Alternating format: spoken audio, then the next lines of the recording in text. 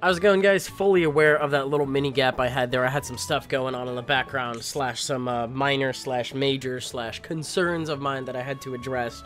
But now that everything's kind of settled out again, and I actually went through all my Versus Recorder videos, so that way I can keep track of them as files as opposed to videos on my desktop instead of my DS. It's a little bit easier to keep track of stuff. So after quality checking, I've got probably around half full of stuff going on, so I'm actually just going to start rattling them off as they go. So the first one that I have since I started checking stuff is against a buddy of mine in real life by the name of Ryan, aka DoubtedCarrot. You've probably seen him on the channel before.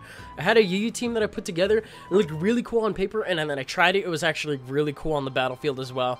And he was like, I'm down to have a couple of games with it. Why not? So we had, I think, 2 or 3 games with it, exact teams, immediate rematches, one after the other, and this is the best one out of the 3, aka the third one, the one where we had the most knowledge of each other's teams, which is why a lot of these plays seem very aggressive without any kind of scouting whatsoever, and they are high reward with little to no knowledge whatsoever.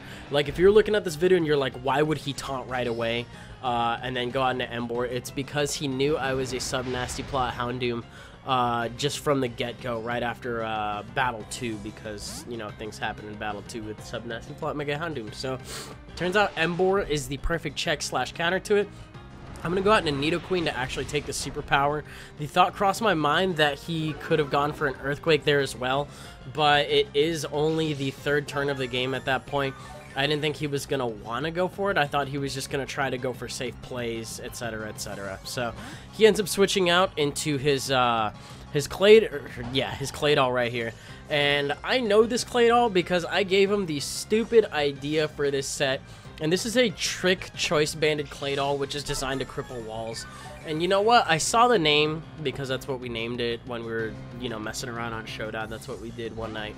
And it didn't click until I switched in my Porygon that he was probably going to trick me a Choice Band. And I was like, well, you know what would have been a good switch for that? Probably Houndoom, because then I would not have lost my item. I was also just really scared of taking an Earthquake there too, so I tried to break some middle ground.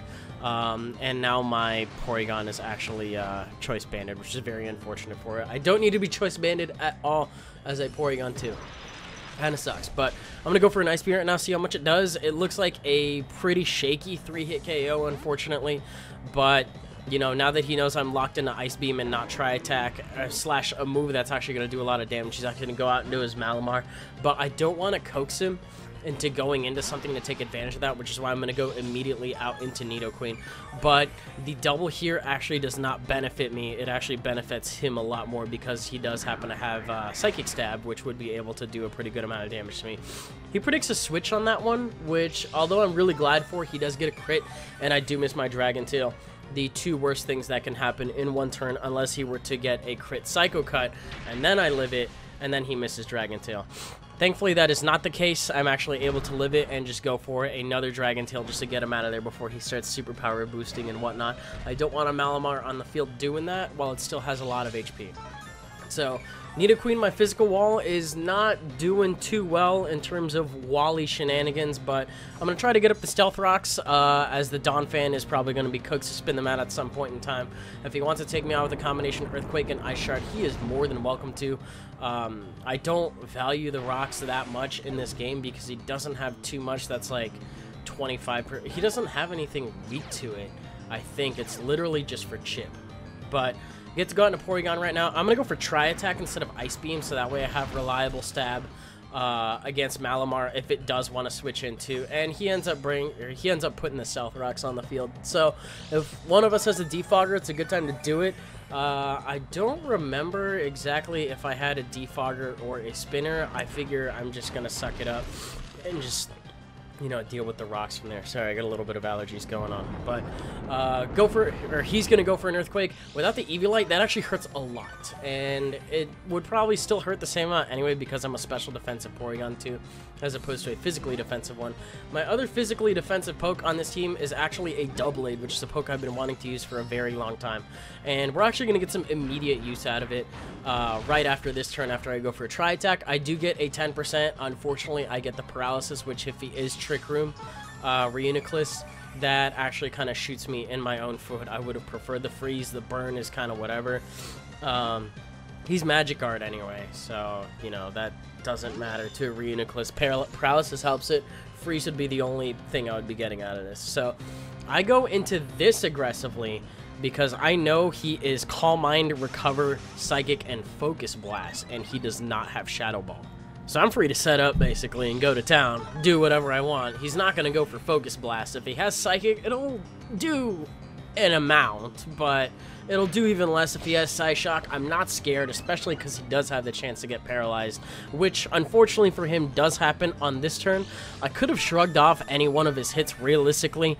It would have been fine. I actually had double eight in games 1 and 2 as well, and I was really just waiting for this opportunity to just cut this thing in half, and I'm actually able to, which is fantastic, and it goes down. Rarely, if ever, do I get the opportunity to one-shot a Reuniclus, and it actually happened with that, which is pretty cool. So I'm not going to stay in to take a Will-O-Wisp or a Foul Play or whatever he wants to go for. Something tells me he's physically defensive, so I don't really feel like staying in on that at all.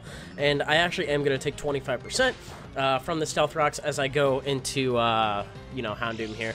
But I don't take a lot from Knockoff because, you know, I'm holding a Mega Stone. So I think Dark Megas are actually pretty cool to have Mega Stones on. Or Dark Pokemon that are able to Mega, like Mega Absol and Mega Houndoom, are pretty cool to have that on to switch into knockoffs. This thing is a nice switch into Sableye as well. And as you can see, a stock Flamethrower from Houndoom does around 60 to 70%. So if it was special defensive, I think he'd be taking that a little bit better. So physically defensive probably confirmed on that one. Now here I make the grandest of oopsies because he does take enough damage for 2 Flamethrowers to be able to knock him out after the Stealth Rock switch in. I'm assuming I'll be able to do a little bit more after I Mega, and I thought, you know what, maybe I'm not gonna do enough. Maybe I'm gonna get a low roll, and I'm just gonna go for a Dark Pulse flinch, but it turns out that Dark Pulse actually rolls pretty high, and I almost knock him out, so he gets a free superpower boost on this one, which was really annoying, and I really wanted Mega Houndoom to do some work. It has not disappointed me in the past on the impulses that I have felt like using it, but that time I probably just felt like 2 or 3 HP too short for that day, so not fun at all. It is very tempting to go for Shadow Sneak here, but I'm actually going to pull a weird one and go into my Lucario here to actually get the justified boost on the Night Slash. Had he gone for, if he had Knockoff instead of Night Slash, I feel like we were at the point in time, because we are in Omega Ruby, where he could have given this thing Knockoff. But he just likes farming for crits, and he does actually happen to get one on there. I'm not too concerned with that, to be honest, because I'm just going to go for a Bullet Punch right now and knock him out. It helps for fairies, and then what else do I have on this thing? I have Crunch, Close Combat, and Sword Stance, if I'm not mistaken. Crunch comes in real handy here over Ice Punch, because I also like it for Chandelure as well. But I know after the +1 and the Life Orb, and he's at like half HP, I'm not sure if I could take it off from full HP if it was a defensive one, but I know for a fact it doesn't have any defensive investment. I should be able to clean this thing out, no problem.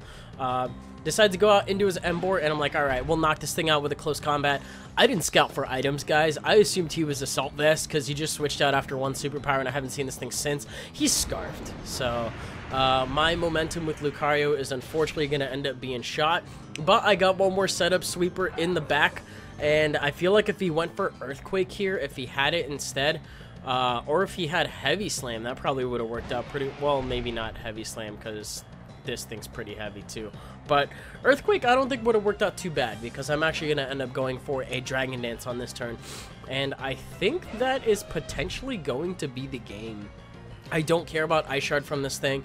I'll be able to outspeed Scarf Emboar after 1 DD. I am also Lumberry as well, so if Sableye wants to come in and try to burn me, it's not happening. So I've set it up, and it's just a matter of cleaning up the field. His 3 versus my however many I have left. I really don't remember, but I don't think he decided to go for an Ice Shard on that one. He decided to maybe chance living and then go for an Earthquake and then maybe follow it up with an Ice Shard is what I'm assuming. But Sableye going to come in, as I said, connect with a Will-O-Wisp, but because I am Lumberry, like I said, I do not mind. I think Lumberry is a great item for this thing, even just running just plain old Dragon Claw instead of Outrage.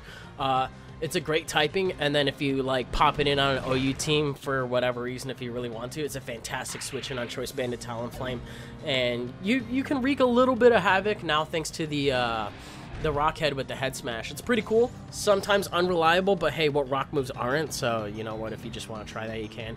Dragon Claw with Edgequake and DD and a Lumberry.